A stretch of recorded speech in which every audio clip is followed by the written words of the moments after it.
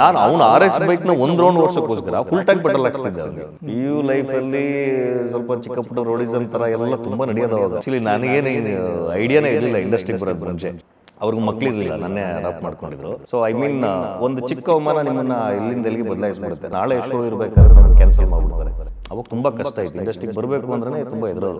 ನಮಗಿಂತ ಕ್ಯಾಲಿಬರ್ ಇಲ್ಲದೆ ಇರೋರು ಒಳ್ಳೊಳ್ಳೆ ಪಾತ್ರಗಳು ಮಾಡೋರು, ನಮ್ಗೆ ಒಳ್ಳೆ ಪಾತ್ರ ಸಿಗ್ತಿರ್ಲಿಲ್ಲ. ಜೂನಿಯರ್ ಆರ್ಟಿಸ್ಟ್ ಆಗಿ ಇರ್ತಿದ್ವಿ. Appu sir, Puneeth sir cinema, ಅಣ್ಣವಣ್ಣ ಸಿನಿಮಾ, ಏನ್ ಗುರು ಒಂದು ಟೇಕಲ್ಲಿ ಹೇಳೋ ಅಂತ ಡೈಲಾಗ್ 20 ಟೇಕ್ ತಗೊಂತಾರಲ್ಲ ಅಂತ ಅನ್ಸೋದು. ಅವೆಲ್ಲ ಬೇಜಾರಾಗೋದು, ಫ್ರಸ್ಟ್ರೇಷನ್ ಆಗೋದು. ಈಗ ದರ್ಶನ್ ಸರ್ ಜೈಲ್ಗೆ ಹೋದ್ಮೇಲೆ ಸುಮಾರು ಜನಕ್ಕೆ ಕಂಪ್ಲೀಟ್ಲಿ ಬೇರೆ ವರ್ಡ್ ಬಂದಿದ್ದೀನಿ ನಾನು. ಇಲ್ಲಿ ನಾನು ಕಂಫರ್ಟ್ ಝೋನ್ ಬೇಕು, ನನಗೆ ಹಿಂಗೆ ಬೇಕು ಅಂದ್ರೆ ಯಾವನೂ ಯೂಸ್ ನೋಡಲ್ಲ, ಗೆಟ್ ಔಟ್ ಅಂತ ಇರ್ತಾನೆ. ಇಲ್ಲಿ ನನ್ನ ಮನೆಗೆ ಹೋಗ್ಬಿಟ್ಟು ನನ್ನೊಂದು ರೂಮ್ ಅಂತ ಇರೋದಿಲ್ಲ, ನನ್ನೊಂದು ಮಿರರ್ ಅದು, ನಾನು ಒಬ್ಬನೇ ಅನುಭವಿಸಿದ್ದೆ ಕೂತ್ಕೊಂಡಲ್ಲಿ.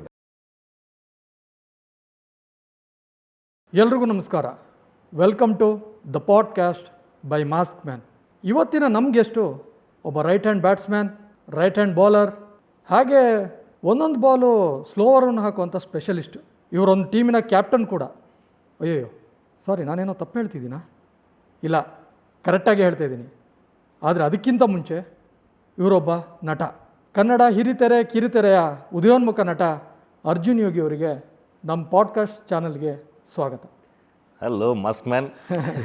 ನಿಮ್ಮ ಲೈಫಿಗೆ ನಮ್ಮ ಆಡಿಯನ್ಸ್ನ ಕರ್ಕೊಂಡೋಗೋ ಒಂದು ಪ್ರಯತ್ನ. ಮೊದಲನೇದಾಗಿ ನಿಮ್ಮ ಹುಟ್ಟೂರು, ನಿಮ್ಮ ಬಾಲ್ಯದ ಬಗ್ಗೆ ಏನಾದರೂ ನೆನಪುಗಳಿದ್ದರೆ ನಮ್ಮ ಹತ್ರ ಹಂಚ್ಕೋಬೋದಾ? ನಾನು ಹುಟ್ಟೂರು ಬಂದು ಒಳಾಲ್ಚಂದ್ರ ಅಂತ, ಕೊರಟಗೆರೆ ತಾಲೂಕು, ತುಮಕೂರು ಡಿಸ್ಟಿಕ್ಕು. ಒಂದು ಪುಟ್ಟ ಹಳ್ಳಿ ನಮ್ಮದು. ಬಾಲ್ಯದ ಬಗ್ಗೆ ಅಂದರೆ ನಾನು ಆ್ಯಕ್ಚುಲಿ ಹೇಳಬೇಕು ಅಂದರೆ ನಾನು ಹುಟ್ಟಿದ ಊರಲ್ಲಿ ನಾನು ಬೆಳೆದಿಲ್ಲ. ಏನಕ್ಕೆ ಅಂದರೆ ನಮ್ಮ ತಂದೆ ತಾಯಿ ಎಲ್ಲ ರೈತರು. ಅವಾಗೆಲ್ಲ ತುಂಬ ಬಡತನ ಚಿಕ್ಕ ವಯಸ್ಸಲ್ಲಿ. ನಮ್ಮ ತಂದೆ ತಂಗಿ ಇದಾರಲ್ಲ, ಅವ್ರ ಹಸ್ಬೆಂಡು ಅಂದರೆ ನಮ್ಮ ಮಾವ, ಅವರು ಟೀಚರ್ ಆಗಿದ್ದರು ಸಿದ್ಧಾರ್ಥ ಹೈಸ್ಕೂಲಲ್ಲಿ. ಸೊ ಹಂಗಾಗಿ ನನ್ನ ಅಪ್ಪ ಅಮ್ಮನ ಜೊತೆ ಬೆಳೆದೇ ಇಲ್ಲ ಹೇಳಬೇಕು ಅಂದರೆ. ಸೊ ನನ್ನ ಚಿಕ್ಕ ವಯಸ್ಸು ಇರಬೇಕಾಗಿಂದನೂ ಲೈಕ್ LKG ಇಂದನೂ ನನ್ನನ್ನು ಸಿಟಿಲಿ ಚೆನ್ನಾಗಿ ಓದಲಿ, ಇಲ್ಲಿ ಅಷ್ಟು ಫೆಸಿಲಿಟೀಸ್ ಇಲ್ಲ ಅಂತ ಹೇಳ್ಬಿಟ್ಟು ನನ್ನನ್ನು ತುಮಕೂರು ಮತ್ತು ಮಧುಗಿರಿಗೆ ಶಿಫ್ಟ್ ಮಾಡಿಬಿಟ್ರು. ಸೊ ಮ್ಯಾಕ್ಸಿಮಮ್ ನನ್ನ ಬಾಲ್ಯ, ನನ್ನ ಎಜುಕೇಷನ್ ಎಲ್ಲ ಹೊರಗಡೆ ಬೆಳೆದಿದ್ರು ಕೂಡ. ಸೊ ಹಳ್ಳಿ ವಾತಾವರಣದಲ್ಲಿ ನಮ್ಮದು ಜಾಯಿಂಟ್ ಫ್ಯಾಮಿಲಿ ಆಗಿರೋದ್ರಿಂದ ತುಂಬ ಮೆಮೊರೀಸ್ ಇದೆ. ನಾನು ಚಿಕ್ಕ ವಯಸ್ಸಲ್ಲಿ ಇವಾಗ ಬಂದಿದೆ. ನಾವು ಅವಾಗೆಲ್ಲ ಎಡೆಮಟ್ಟೆ ರಬ್ಬರ್ ಬಾಲ್ಗಳಲ್ಲಿ ಕ್ರಿಕೆಟ್ ಆಡ್ತಿದ್ದು. ಆಮೇಲೆ ಈ ಚೈನ್ ಲಿಂಕ್ ಥರ ಒಂದು ಈ ಬಳ್ಳಿಗಳಲ್ಲಿ ಒಂದು ಸೈಕಲ್ ಥರ ಮಾಡ್ಕೊಂಡು ನಾವೆಲ್ಲ ಆಟ ಆಡ್ತಿದ್ದು, ಗೋಲಿ ಆಡ್ತಿದ್ದು, ಬುಗುರಿ ಆಡ್ತಿದ್ದು. ಆಮೇಲೆ ಬಿಸ್ಕೆಟ್ ಆಟ ಅಂತ ಬರೋದು ಅವಾಗ. ಈಗ ಮ್ಯಾಚ್ ಬಾಕ್ಸ್ ಬರುತ್ತೆ ಗೊತ್ತಾ ನಿಮ್ಗೆ? ಮ್ಯಾಚ್ ಬಾಕ್ಸ್ ರ್ಯಾಪರ್ಗಳಿರುತ್ತಲ್ಲ, ಅದನ್ನೊಂದು ಗುಡ್ಡೆ ಮಾಡಿ ಹಿಂಗೆಲ್ಲ ಜೋಡಿಸಿ ಅದಕ್ಕೆ ಗೋಲಿಲಿ ಆಟ ಆಡ್ತಿದ್ದು. ಇದೆಲ್ಲ ತುಂಬ ಆಟ ಆಡಿದ್ದೀವಿ. ಕುಂಟೆ ಬಿಲ್ಲೆ. ಅಂದರೆ ಇವಾಗ ಓವರ್ ಆಲ್ ಒಂದು ಸಿಟಿ ಲೈಫ್ಗೂ ಹೋಗುವಂತಹ, ಹಳ್ಳಿ ಲೈಫ್ಗೂ ಹೋಗುವಂತಹ ವ್ಯಕ್ತಿ ನೀವು. ಎಕ್ಸಾಕ್ಟ್ಲಿ, ಹೌದು. ಹಳ್ಳಿ ವಾತಾವರಣದಲ್ಲೂ ಬೆಳೆದಿದ್ದೀನಿ, ಸಿಟಿ ವಾತಾವರಣದಲ್ಲೂ ಬೆಳೆದಿದ್ದೀನಿ. ಈ ಚೆನ್ನಾಗಿ ಓದಲಿ ಅಂತ ಹೇಳ್ಕೊಂಡು ನಿಮ್ಮನ್ನು ಸಿಟಿಯಲ್ಲಿ ಓದಿಸ್ತಾ ಇದ್ರು. ಹೆಂಗೆ ಚೆನ್ನಾಗಿ ಓದ್ತಿದ್ರಾ? ಅಂದರೆ ನಾನೇನು ತುಂಬ ದೊಡ್ಡ ರ್ಯಾಂಕ್ ಸ್ಟೂಡೆಂಟ್ ಏನಲ್ಲ, ಬಟ್ ಒಂದು ಆವ್ರೇಜ್ ಸ್ಟೂಡೆಂಟ್. ಅಂದರೆ ಐ ಮೀನ್ ಫಾರ್ ಎಕ್ಸಾಂಪಲ್ ಈಗ ಫಸ್ಟ್ ಕ್ಲಾಸ್ ಸ್ಟೂಡೆಂಟ್ಸ್ ಅಂತ ಹೇಳ್ತಾರಲ್ಲ, ಈಗ ಒಂದು 60%, 65-70% ತೆಗಿಯುವಂಥ ಒಂದು ಸ್ಟೂಡೆಂಟ್ಸು. ಬಟ್ 10th ನಾನು ಚೆನ್ನಾಗಿ ಮಾರ್ಕ್ಸ್ ಎಲ್ಲ ತೊಗೊಂಡಿದ್ದೆ, 10th ಇದರಲ್ಲೆಲ್ಲ. ಬಟ್ ಅದಕ್ಕಿಂತ ಮುಂಚೆ ತುಂಬ ದಡ್ಡ ನಾನು. ಬಟ್ ಹೋಗ್ತಾ ಹೋಗ್ತಾ ಹೋಗ್ತಾ ಕ್ರಮೇಣ ಕಾಲ ಬದಲಾದಂಗೆ ನಮ್ಮ ಮಾವ ಲೆಕ್ಚರರ್ ಆಗಿರೋದ್ರಿಂದ, ಸೊ ಅಫ್ಕೋರ್ಸ್ ಒಂದು 7th ಸ್ಟ್ಯಾಂಡರ್ಡ್ ಬರೋಷ್ಟರಲ್ಲಿ ಒಂದು ಲೆವೆಲ್ಗೆ ಒಂದು ಒಳ್ಳೆ ಸ್ಟೂಡೆಂಟ್ ಆಗಿದ್ದೆ ಅನಿಸುತ್ತೆ. ಸೊ ಕಂಪ್ಲೀಟ್ ನಿಮ್ಮ ಎಜುಕೇಷನಲ್ಲಿ ಅಲ್ಲೇ ಆಗಿದ್ದು? ಹೌದು. ಫಸ್ಟ್ ಸ್ಟ್ಯಾಂಡ್ ಅಂದರೆ LKG ಇಂದ 7th ಸ್ಟ್ಯಾಂಡರ್ಡ್ವರೆಗೂ ನಾನು ಚೇತನ ವಿದ್ಯಾಮಂದಿರ ಅಂತ ಮಧುಗಿರಿಲಿ ಓದಿದ್ದು. 8th ಸ್ಟ್ಯಾಂಡರ್ಡ್ 9th ಸ್ಟ್ಯಾಂಡರ್ಡು ಕುಣಿಗಲಲ್ಲಿ ನಾನು ಮುಗಿಸಿದ್ದು. 10th ಇಂದ ಅಪ್ ಟು ನನ್ನ ಇಂಜಿನಿಯರಿಂಗ್ ಲೈಫ್ವರೆಗೂ ತುಮಕೂರಲ್ಲಿ ಓದಿದ್ದು ನಾನು. ಈಗ ಆಲ್ಮೋಸ್ಟ್ ಎಲ್ಲ ಇಂಜಿನಿಯರ್ಸು ಪಾಸ್ ಔಟ್ ಆದಮೇಲೆ ಸಿನಿಮಾ ಇಂಡಸ್ಟ್ರಿಗೆ ಬರ್ತಾರೆ. ಸಿನಿಮಾ ಇಂಡಸ್ಟ್ರಿಗೆ ಬರೋಕ್ಕೆ ಇಂಜಿನಿಯರಿಂಗ್ ಮಾಡಬೇಕು ಅನ್ನೋದು ಒಂದು ಟ್ರೆಂಡ್ ಆಗಿದೆ ಇವಾಗ. ಅದಕ್ಕೆ ಏನು ಹೇಳ್ತೀರಾ? ಇವಾಗ ಹಂಗಾಗಿದೆ. ಆ್ಯಕ್ಚುಲಿ ನನಗೇನು ಐಡಿಯಾನೇ ಇರಲಿಲ್ಲ ಇಂಡಸ್ಟ್ರಿಗೆ ಬರೋದು ಮುಂಚೆ. ತುಂಬ ತುಂಬ ಜಾಲಿಯಾಗಿ ಎಂಜಾಯ್ ಮಾಡ್ಕೊಂಡು ಓಡಾಡ್ಕೊಂಡು ಇರೋವಂಥ ಹುಡುಗ ನಾನು ಅವಾಗ. ರೈಟ್ ಫ್ರಮ್ ಬಾಲ್ಯದಿಂದ ಹಿಡಿದು ಅಪ್ ಟು ಇಂಜಿನಿಯರಿಂಗ್ ಮುಗಿಯೋವರೆಗೂ ಕೂಡ. ಸೊ ಆ ಸೀರಿಯಸ್ನೆಸ್ ಅಷ್ಟೊಂದೆಲ್ಲ ಇರಲಿಲ್ಲ. ಅದಾದಮೇಲೆ ಹುಡುಗರ ಜೊತೆ ಕ್ರಿಕೆಟ್ ಆಡೋ, ಅವಾಗಿಂದನೂ ಕ್ರಿಕೆಟ್, ಬೈಕ್ ಶೋಕಿ ಇತ್ತು ನನಗೆ. ಶೋಗನ್ನು, RX, ಪ್ಯಾಷನ್ನು. ನಂಗೆ ನೆನಪಿದೆ, ನಾನು 10th ಸ್ಟ್ಯಾಂಡರ್ಡಲ್ಲಿ ಮ್ಯಾಥಮೆಟಿಕ್ಸಲ್ಲಿ 96 ತೊಗೊಂಡಿದ್ದೆ ನಾನು. ನಮ್ಮ ತಂದೆ ರವಿಚಂದ್ರನ್ ಫ್ಯಾನ್. ನಮ್ಮ ತಂದೆ ಅಂದರೆ ನಮ್ಮ ದೊಡ್ಡಪ್ಪ. ಅವ್ರಿಗೆ ಮಕ್ಕಳಿರಲಿಲ್ಲ, ನನ್ನೇ ಅಡಾಪ್ಟ್ ಮಾಡ್ಕೊಂಡಿದ್ರು. ಅವರು ದೊಡ್ಡ ರವಿಚಂದ್ರನ್ ಫ್ಯಾನು. ಸೊ ನಾನು ಒಳ್ಳೆ ಮಾರ್ಕ್ಸ್ ತೊಗೊಂಡಿದ್ನಲ್ಲ 10th ಅಂತ ಹೇಳ್ಬಿಟ್ಟು ಪ್ಯಾಷನ್ ಅಂತ ಒಂದು ಬೈಕ್ ಬರ್ತಿತ್ತು ಅವಾಗ, ಹೀರೋ ಹೋಂಡಾ ಪ್ಯಾಷನ್ ಅಂತ. So rose colour, red colour ಪ್ಯಾಷನ್ನ ನನಗೆ ಕೊಡಿಸಿದ್ರು. ಅಂದರೆ PUCಗೆ ಹೋಗೋದಕ್ಕೋಸ್ಕರ. ಮುಂದೆಗಡೆ ರಣಧೀರ ಅಂತ ಹಾಕ್ಸ್ಬಿಟ್ಟು ಡೂಮ್ ಬರ್ತಿತ್ತಲ್ಲ ಗೊತ್ತಾ, ರಣಧೀರ ಅಂತ ಹಾಕ್ಸ್ಬಿಟ್ಟು ನನಗೆ ಕೊಟ್ಟಿದ್ರು. ಬಟ್ ನನ್ನ ಹತ್ರ RX ಇರಲಿಲ್ಲ. RX ಓಡಿಸ್ಬೇಕು ಅಂತ ಭಲೇ ಹುಚ್ಚು ನನಗೆ. ಬಟ್ ನನಗೆ ಪ್ಯಾಷನ್ ಕೊಡಿಸಿದ್ದಾರೆ. ನನ್ನ ಫ್ರೆಂಡ್ ಒಬ್ಬಂದು RX ಬೈಕ್ ಇತ್ತು. ನಾನು ಅವನು RX ಬೈಕ್ನ ಒಂದು ರೌಂಡ್ ಓಡಿಸೋಕ್ಕೋಸ್ಕರ ಫುಲ್ ಟ್ಯಾಂಕ್ ಪೆಟ್ರೋಲ್ ಹಾಕ್ಸ್ತಿದ್ದೆ ಅವನಿಗೆ. ನನ್ನ ಬೈಕ್ ಅವನಿಗೆ ಕೊಟ್ಟು ಅವ್ನ ಬೈಕ್ ನಾನು ಇಸ್ಕೊಂತಿದ್ದೆ. ಸಂದೀಪ್ ಅಂತ ನನ್ನ ಕ್ಲೋಸ್ ಫ್ರೆಂಡು. ಅಲ್ಲಿ ನನಗೆ ದುನಿಯಾ ಎಲ್ಲ ತೋರಿಸಿದ್ದು ನನ್ನ ಫ್ರೆಂಡ್ ಸಂದೀಪ್ ಅಂತ. ಸೊ ಬೈಕ್ ಶೋಕಿ, ಅಲ್ಲಿಂದ ಕಾಲೇಜು, ಗ್ಯಾಂಗ್ ವಾರ್ಸು, PU ಲೈಫಲ್ಲಿ ಸ್ವಲ್ಪ ಚಿಕ್ಕ ಪುಟ್ಟ ರೋಡಿಸಮ್ ಥರ ಎಲ್ಲ ತುಂಬ ನಡೆಯೋದು ಅವಾಗ. ಸೊ ನನ್ನ ಫ್ರೆಂಡ್ಸ್ಗಳೆಲ್ಲ ಎಲ್ಲ ಐಟು ಸಿಕ್ಕಾಪಟ್ಟೆ ಪರ್ಸನಾಲಿಟಿಗಳಿದ್ರು. ನಾನು ಸ್ವಲ್ಪ ಕುಳ್ಳ ಅವಾಗ. ಅವ್ರ ಜೊತೆ ಇದ್ದೀನಿ ಅಂದರೆ ನನಗೂ ವ್ಯಾಲ್ಯೂ ಅವಾಗ. ಅಂದರೆ ನಾನೆಲ್ಲ ಹೊಡೆದಾಟಕ್ಕೆಲ್ಲ ಹೋಗ್ತಿರ್ಲಿಲ್ಲ ಅವಾಗ. ಬಟ್ ಅವ್ರ ಜೊತೆ ನಾನಿದ್ದೀನಿ ಅಂದ್ಬಿಟ್ಟು ನನ್ನನ್ನು ಸ್ವಲ್ಪ ಸಿಕ್ಕಾಪಟ್ಟೆ ಎದುರವ್ರು ನನ್ನ ವಿಷಯಕ್ಕೆ ಬರೋದಕ್ಕೆ. ನಿಮಗೆ ಯಾವ ಕ್ಷಣದಲ್ಲಿ ನಿಮಗೆ ಆ್ಯಕ್ಟರ್ ಆಗಬೇಕು ಅಂತ ಅನಿಸ್ತು? ನನಗೆ ಆ್ಯಕ್ಚುಲಿ ಆ್ಯಕ್ಟರ್ ಆಗಬೇಕು ಅಂತ ಇಂಟ್ರೆಸ್ಟ್ ಇರಲಿಲ್ಲ.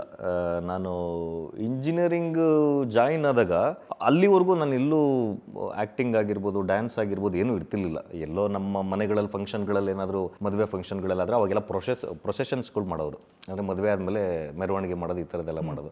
ಅದು ಮುಂದೆ ಹೋಗಿ ಡ್ಯಾನ್ಸ್ ಆಡೋದು. ಅವಾಗ ಬಂದು 50 ರೂಪಾಯಿ 100 ರೂಪಾಯಿ ಹಿಂಗೆ ಪಿನ್ನಲ್ಲಿ ಹಾಕ್ಬಿಡೋರು. ಆ ಥರ ಜಸ್ಟ್ ಡ್ಯಾನ್ಸ್ ಮಾಡ್ಕೊಂಡು ಇರ್ತಿದ್ದು ನಾನು. ಬಟ್ ಒಂದು ಪರ್ಟಿಕ್ಯುಲರ್ ಟೈಮಲ್ಲಿ ನಾನು PUC ಇಂದ ಇಂಜಿನಿಯರಿಂಗ್ ಜಾಯಿನ್ ಆಗಿದ್ದೆ. ಸುಮ್ಮನೆ ಒಂದು ಎಲ್ಲ ಫ್ರೆಂಡ್ಸ್ ಎಲ್ಲ ಜಾಯಿನ್ ಆದ್ರಲ್ಲ ಅಂತ ಸುಮ್ಮನೆ ಇಂಜಿನಿಯರಿಂಗ್ ಜಾಯಿನ್ ಆಗಿದ್ದು. ಅಲ್ಲಿ ಸುಮ್ಮನೆ ಇಂಪ್ರೆಸ್ ಮಾಡಬೇಕಲ್ಲ, ಏನಾದರೂ ಹೈಲೈಟ್ ಆಗಬೇಕಲ್ಲ, ಸುಮ್ಮನೆ ಏನೋ ಇಂಪ್ರೆಸ್ ಮಾಡಬೇಕು ಅಂತ ಸುಮ್ಮನೆ ಒಂದು ಚಿಕ್ಕದಾಗಿ ಒಂದು ಡ್ಯಾನ್ಸ್ ಮಾಡಿದೆ. ಬಟ್ ಫಸ್ಟ್ ಟೈಮ್ ನಾನು ಸ್ಟೇಜ್ ಹತ್ತಿದಾಗ ಮ್ಯೂಸಿಕ್ ಎಲ್ಲ ಮುಗ್ದೋಗ್ಬಿಟ್ಟಿದೆ, ಆದರೂ ಡ್ಯಾನ್ಸ್ ಆಡ್ತಿದ್ದೆ ನಾನು, ಅಂದರೆ ಆ ಗಾಬರಿಗೆ. ಸೊ ಅಲ್ಲೆಲ್ಲ ಒಂದು ಸ್ವಲ್ಪ ಅವಮಾನಗಳ ಥರ ಎಲ್ಲ ಆಗುತ್ತಲ್ಲ, ಇಲ್ಲ ನಾನು ಸೀರಿಯಸ್ ಆಗಿ ಏನಾದರೂ ಕಲಿಬೇಕು ಡ್ಯಾನ್ಸಲ್ಲಿ ಅಂತ ಹೇಳ್ಬಿಟ್ಟು ಆ್ಯಸ್ ಅ ಡ್ಯಾನ್ಸರ್ ಆಗಿ ನಾನೇ ಟೀಮ್ ಕಟ್ಕೊಂಡೆಲ್ಲ ಇಂಜಿನಿಯರಿಂಗ್ ಡೇಸಲ್ಲಿ ಸ್ಟಾರ್ಟ್ ಮಾಡಿದ್ದು.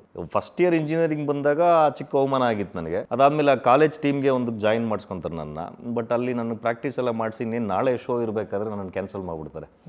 ಸೊ ಅದೊಂದು ಗಿಲ್ಟ್ ಕಾಡುತ್ತೆ ನನಗೆ, ನಿಂಗೆ ಮಾಡ್ಬಿಟ್ರಲ್ಲ ನನ್ನ ಅಂತ. ಇವ್ರ ಟೀಮ್ ನಾನೇ ಜಾಯ್ನ್ ಆಗೋದು, ನಾನೇ ಒಂದು ಟೀಮ್ ಕಟ್ಟೋಣ. ಅಲ್ಲಿಂದನೇ ಲೀಡರ್ಶಿಪ್ ನಮಗೆ. ನಮ್ಮ ಥರನೇ ಯಾರು ಇಮ್ಮೆಚೂರ್ ಡ್ಯಾನ್ಸರ್ಸ್ ಇದ್ರು ಅವ್ರನ್ನೆಲ್ಲ ಸೇರ್ಕೊಂಡು ಒಂದು ಟೀಮ್ ಕಟ್ತೀನಿ. But end of the day ನನ್ನನ್ನು ಯಾರು ರಿಜೆಕ್ಟ್ ಮಾಡಿದ್ರಲ್ಲ, ಥರ್ಡ್ ಇಯರ್ ಇಂಜಿನಿಯರಿಂಗ್ ಬರೋ ಅಷ್ಟರಲ್ಲಿ ನಮ್ಮದು ಕಾಂಪಿಟೇಷನ್ ಅವ್ರ ಕಾಂಪಿಟೇಷನ್ ಮಧ್ಯದಲ್ಲಿ ಅವ್ರನ್ನ ಸೋಲಿಸಿ ನಾವು ಚಾಂಪಿಯನ್ ಆಗಿ ಸೆಲೆಕ್ಟ್ ಆಗ್ತೀವಿ. ಸೊ ಐ ಮೀನ್ ಒಂದು ಚಿಕ್ಕ ಅವಮಾನ ನಿಮ್ಮನ್ನು ಇಲ್ಲಿಂದ ಎಲ್ಲಿಗೆ ಬದಲಾಯಿಸ್ಬಿಡುತ್ತೆ. ಅವಾಗ ನಾನು ಒಂಥರ ಸ್ಟಾರ್ ಥರ ಕಾಲೇಜಲ್ಲಿ. ಸೊ ಅಲ್ಲಿಂದ ನಮಗೆ ಒಂದು ಚಿಕ್ಕದಾಗಿ ಒಂದು ಫೇಮ್, ಕ್ರಿಯೇಟಿವ್ ಫೀಲ್ಡಲ್ಲಿ ಒಂದು ಚಿಕ್ಕ ರುಚಿ ಸ್ಟಾರ್ಟ್ ಆಗಿದ್ದು.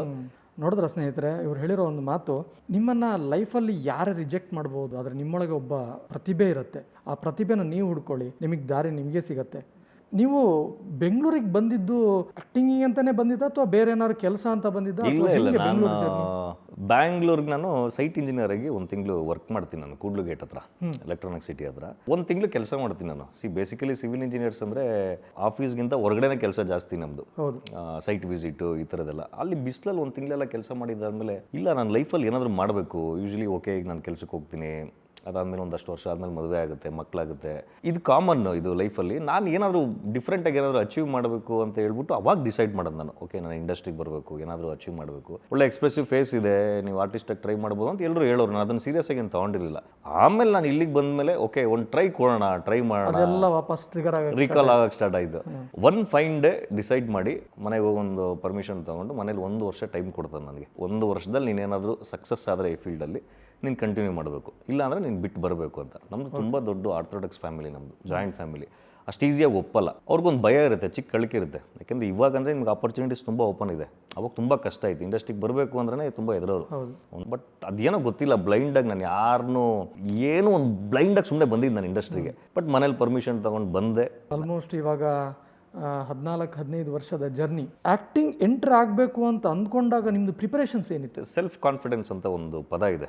ನಿಮ್ಮ ಮೇಲೆ ನಿಮಗೆ ನಂಬಿಕೆ ಇಲ್ಲ ಅಂದರೆ ಯಾವ ಫೀಲ್ಡಲ್ಲೂ ನೀವು ಮುನ್ನುಗ್ಗೋದಕ್ಕೆ ಆಗಲ್ಲ. ತುಂಬ ಸಿನಿಮಾಗಳು ನೋಡ್ತಿದ್ದೆ ನಾನು ಅವಾಗ. ಈ ಕಾಲೇಜ್ ಡೇಸಲ್ಲಿ ನಾವು ಬಂಕಾಗಿ ಸಿನಿಮಾಗಳಿಗೆ ಹೋಗ್ಬೇಕಾಗಿರ್ಬೋದು, ಅಥವಾ ನಾವು ಡ್ಯಾನ್ಸ್ ಮಾಡಬೇಕಾಗಿರ್ಬೋದು, ಅದೇನೋ ಗೊತ್ತಿಲ್ಲ, ಆ ಬ್ಲಡ್ಡಲ್ಲಿ ಒಂದು ವೈಬ್ರೇಷನ್ ಸ್ಟಾರ್ಟ್ ಆಗೋದು ನನಗೆ. ಯಾವುದಾದ್ರೂ ಒಂದು ಸೀನ್ ನೋಡಿದಾಗ, ಒಂದು ಅದ್ಭುತವಾದ ಎಮೋಷನ್ ಸೀನ್ ಆಗಿರ್ಬೋದು, ಅಥವಾ ಎಕ್ಸಾಜುರೇಟ್ ಮಾಡೋ ಅಂಥ ಸೀನ್ಗಳಾಗಿರ್ಬೋದು, ಒಂದು ಒಳಗಡೆ ನನಗೆ ಒಂದು ವೈಬ್ರೇಷನ್ ಆಗೋದು. ಒಂದು ಚಿಕ್ಕ ಬಿಲೀಫ್ ಇತ್ತು ನನಗೆ, ಆ್ಯಕ್ಟ್ ಮಾಡಬಲ್ಲೆ. ಒಂದು ಗಿಟ್ಟೆಲ್ಲ ಕಾಲೇಜ್ ಡೇಸಲ್ಲೇ ಮಾಡಿದ್ದೆ ನಾನು. ಒಂದು ಚಿಕ್ಕ ಪ್ರಿಪ್ರೇಷನ್ ಅಲ್ಲಿಂದನೇ ಸ್ಟಾರ್ಟ್ ಆಗಿತ್ತು. ಅಂದರೆ ಇಂಡಸ್ಟ್ರಿಗೆ ಬರಬೇಕು ಅಂತಲ್ಲ, ನಮ್ಮ ಕಾಲೇಜ್ ಡೇಸಲ್ಲಿ ಈ ಪ್ರಿಪ್ರೇಷನ್ಸ್ ಎಲ್ಲ ನಡೀತಾ ಇತ್ತು. ಒಂದು ಬೇಸಿಕ್ ಗೊತ್ತಿತ್ತು ನನಗೆ. ಬಟ್ ಅಫ್ಕೋರ್ಸ್ ಇಂಡಸ್ಟ್ರಿ ಒಳಗಡೆ ಬರೋದಕ್ಕಿಂತ ಮುಂಚೆ ನಾನು ತುಂಬ ಕ್ಲಿಯರ್ ಕಟ್ಟಾಗಿ ನಾನು ಡಿಸೈಡ್ ಮಾಡಿದ್ದೆ ನಾನು. ಅಂದರೆ ಇಲ್ಲಿ ಕಷ್ಟಗಳಿರುತ್ತೆ, ಅವಮಾನಗಳಿರುತ್ತೆ, ಅಪ್ಸ್ ಆ್ಯಂಡ್ ಡೌನ್ಸ್ ಇರುತ್ತೆ. ಎಲ್ಲದಕ್ಕೂ ರೆಡಿಯಾಗಿ ಏನೇ ಆದರೂ ಪರವಾಗಿಲ್ಲ, ನಾನು ಮಾಡ್ತೀನಿ ಅನ್ನೋ ಒಂದು ಒಳಗಡೆ ನನಗೊಂದು ನಂಬಿಕೆ ಅವಾಗಲಿಂದನೇ ಸ್ಟಾರ್ಟ್ ಆಗಿತ್ತು ನನಗೆ. ಬಾವಿ ಒಳಗಡೆ ಇರೋ ಕಪ್ಪೆ ಥರ ಆಗಬಾರ್ದು ಅಂತ ನಾನು ಡಿಸೈಡ್ ಮಾಡಿಕೊಂಡೆ. ಸಪೋರ್ಟ್ ಮಾಡಿದಂಥ ಪ್ರೊಡಕ್ಷನ್ ಮ್ಯಾನೇಜರ್ಗಳಾಗಿರ್ಬೋದು, ಅಥವಾ ಸುಮಾರು ಜನ ಡೈರೆಕ್ಟರ್ಗಳು, ಪ್ರೊಡ್ಯೂಸರ್ಗಳು, ಮೋಸ್ಟ್ಲಿ ಒಳ್ಳೊಳ್ಳೆ ಜನಗಳು ಸಿಕ್ಕಿದ್ರು ಅನ್ಸುತ್ತೆ ನನಗೆ. ಆಮೇಲೆ ನಾವು ಹೋಗಿದ್ದು, ಆಯ್ಕೆ ಮಾಡ್ಕೊಂಡಿದ್ದು ರೂಟು, ನಾವು ಹೋಗಿದ್ವಿ ಪರ್ಫೆಕ್ಟಾಗಿ ಇತ್ತು ಅಂತ ಅನಿಸುತ್ತೆ. ಅಂದರೆ ಯಾವುದೇ ಶಾರ್ಟ್ ಕಟ್ಸ್ ಇಲ್ದಲೆ ಅವಾಗ ಇಂಡಸ್ಟ್ರಿ ಯಾವ ಥರ ವರ್ಕ್ ಆಗ್ತಿತ್ತು ಅಂದರೆ ಇವಾಗಿನ ಥರ ಸೋಷಿಯಲ್ ಮೀಡಿಯಾಸ್ ಇರಲಿಲ್ಲ ಅವಾಗ. ಲೊಕೇಶನ್ಸ್ಗೆ ಹೋಗ್ಬೇಕಾಗಿತ್ತು, ನಾವು ಫೋಟೋಸ್ ಕೊಡಬೇಕಾಗಿತ್ತು, ಅಲ್ಲಿ ಸ್ಕ್ರಿಪ್ಟ್ ಕೊಡೋರು, ಆಡಿಷನ್ಸ್ ಮಾಡೋರು. ಓಕೆ, ಆಡಿಷನ್ ಮಾಡಿದ್ದಾದ್ಮೇಲೆ ಈ ಹುಡುಗ ಯಾವ ಪಾತ್ರಕ್ಕೆ ಸೂಟ್ ಆಗ್ತಾನೆ ಅಂತ ಹೇಳ್ಬಿಟ್ಟು ಪಾತ್ರಗಳು ಕೊಡಕ್ಕೆ ಸ್ಟಾರ್ಟ್ ಮಾಡಿ. ಇವಾಗಿನ ಥರ ವಾಟ್ಸಪ್ಪಲ್ಲಿ ಕಳಿಸೋದೆಲ್ಲ ಕಾನ್ಸೆಪ್ಟೇ ಇಲ್ಲ. ಅದೇ ಈಸಿ ಆಗಿದೆ ಈಗ, ಅವಾಗ ಆ ಕಾನ್ಸೆಪ್ಟೇ ಇಲ್ಲ. ಬಟ್ ಅದೇ ಬ್ಯೂಟಿ ಆ್ಯಕ್ಚುಲಿ. ಏನಾಗ್ತಿತ್ತು, ಏನಕ್ಕೆ ಪ್ಲಸ್ ಪಾಯಿಂಟ್ ಅಂದರೆ ನಾವು ಲೊಕೇಶನ್ಸ್ಗೆ ಫೋಟೋಸ್ ಕೊಡೋಕೆ ಹೋದಾಗ ಏನಾಗ್ತಿತ್ತು, ಅಲ್ಲಿ ಆಲ್ರೆಡಿ ಶೂಟಿಂಗ್ ನಡೀತಾ ಇರೋದು, ನಮ್ಗೆ ಶೂಟಿಂಗ್ ಎಕ್ಸ್ಪೀರಿಯನ್ಸ್ ಸಿಗೋದು ನೋಡೋದಕ್ಕೆ. ಸೊ ಮೇ ಬಿ ನನಗೆ ನಾನು ಆಯ್ಕೆ ಮಾಡ್ಕೊಂಡಿದ್ದು ವೇ ತುಂಬ ಕ್ಲಿಯರ್ ಕಟ್ಟಾಗಿತ್ತು ಅಂತ ಅನಿಸುತ್ತೆ. ಎಲ್ಲೂ ಡೈವರ್ಟ್ ಆಗಲಿಲ್ಲ, ಫೋಕಸ್ಡಾಗೆ ಸ್ಟ್ರೈಟ್ ಅವೇ ಆಡಿಷನ್ಗೆ ಹೋಗು, ನೀನು ಪ್ರೂವ್ ಮಾಡ್ಕೊ, ನೀನು ಕೊಟ್ಟಿದ್ದ ಪಾತ್ರಕ್ಕೆ ನ್ಯಾಯ ಒದಗಿಸು, ಅಲ್ಲಿಂದ ಹಂತ ಹಂತವಾಗಿ ಬೆಳ್ಕೊಂಡು ಇಲ್ಲಿವರೆಗೂ ಬಂದು ಕೂತಿದ್ದೀವಿ. Maybe self confidence major reason ನೀವು ಕೇಳಿದ ಪ್ರಶ್ನೆಗೆ.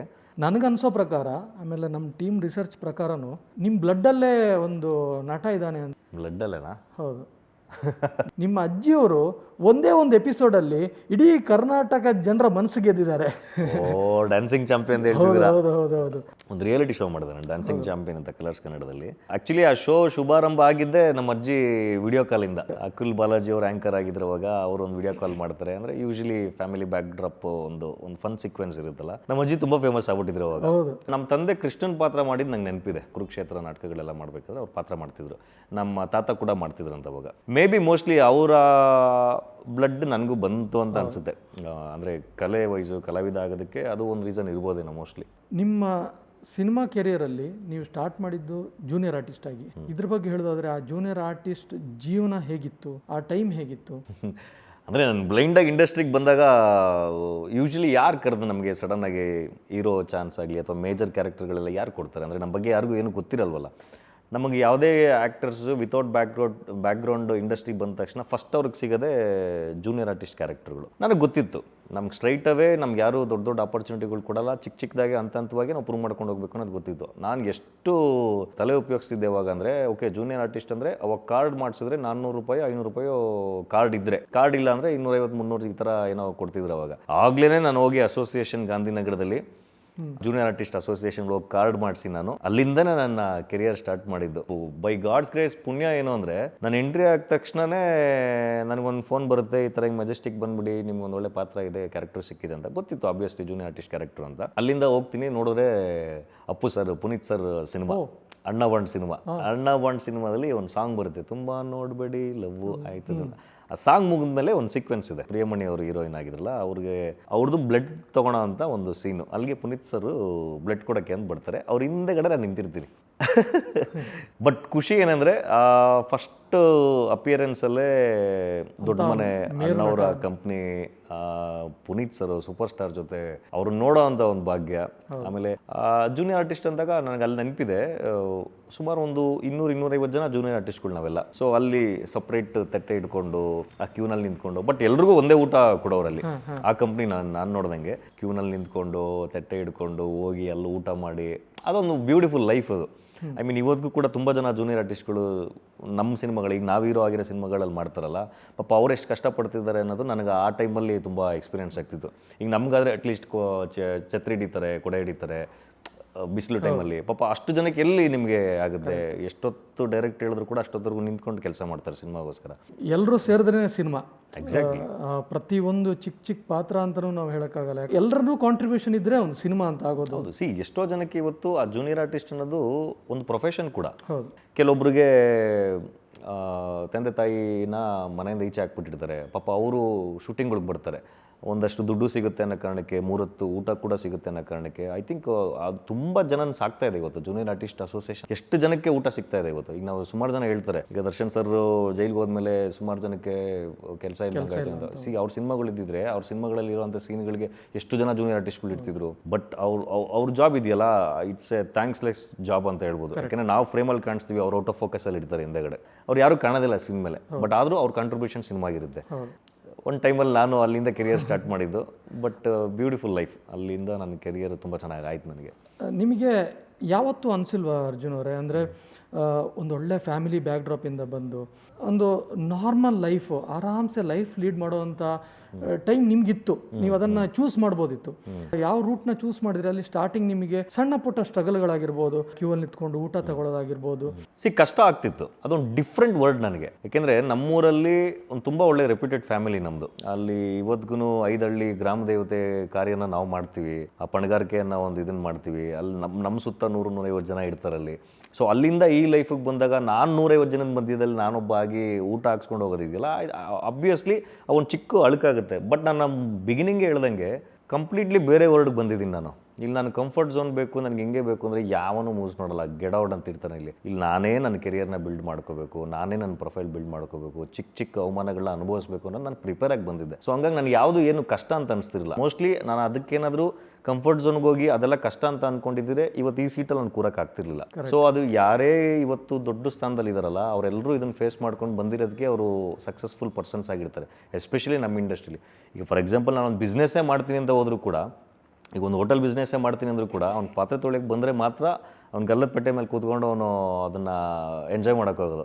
ಅವ್ನ ಕೆಲಸನೇ ಬರಲಿಲ್ಲ ಅಂದ್ರೆ ಏನು ಮಾಡ್ತಾನೆ. ಸೊ ಇಲ್ಲೂ ಅಷ್ಟೇ, ನಾನು ಆ ರೂಟೆಲ್ಲ ಎಂಜಾಯ್ ಮಾಡಲಿಲ್ಲ ಅಂದರೆ ಇವತ್ತು ನಾನು ಒಬ್ಬ ಹೀರೋ ಹಾಕಾಗ್ತಿರಲಿಲ್ಲ. ಮೇಯ್ನ್ಲಿ ಹೇಳಬೇಕು ಅಂತ ಹೇಳಿದ್ರೆ ನಮಗೆ ನಮ್ಮ ಗುರಿ ಮಾತ್ರ ಕಾಣಿಸ್ಬೇಕು. ಡೆಫಿನೆಟ್ಲಿ ಆ ಚಿಕ್ಕ ಪುಟ್ಟ ಕಷ್ಟಗಳು ಅಥವಾ ಅಡೆತಡೆಗಳು ಅದು ಕಾಣಬಾರ್ದು. ಗುರಿ ಇತ್ತು ಅಂತ ಹೇಳಿದ್ರೆ ಇದು ಯಾವುದು ಮ್ಯಾಟ್ರ್ ಆಗಲ್ಲ ಅನ್ನೋದು ಮಾತಿನ ಅರ್ಥ.